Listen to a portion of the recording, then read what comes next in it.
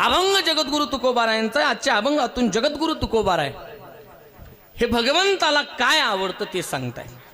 अभंगाचा सरळ सरळ भाव असा आहे, देवाला काय आवडतं तर तुकोबाराय म्हटले देवाला हरिकथेची आवड आहे। हरिकथेची आवडी देवा। हरिकथा म्हणजे काय?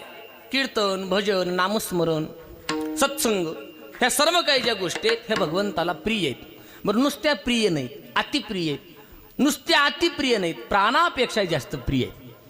सत्संग, कथा, कीर्तन, भजन ह्या ज्या गोष्टी आहेत ह्या गोष्टी भगवंताला अत्यंत आवडतात। ह्या भगवंताच्या जिव्हाळ्याचा विषय हे सर्व काही। संतांचं चरित्र भगवंताला आवडतं।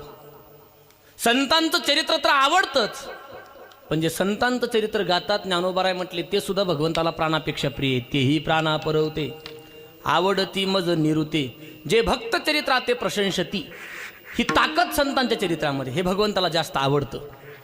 अशा भगवंताला गोष्टी आवडतात। आणि मग देवाला आवडल असं जो वागतो त्याच्याबद्दल देवाची काय भूमिका आहे ते तुकोबाराय सांगतात।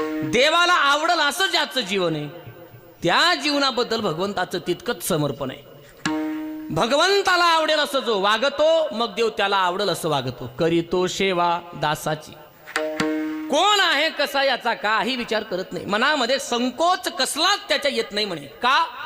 कारण तो मला होऊन राहतो ना मग मी त्याला होऊन राहिलं पाहिजे। तो माझा झालाय ना मग मी त्याचा व्हायला संकोच नसला पाहिजे।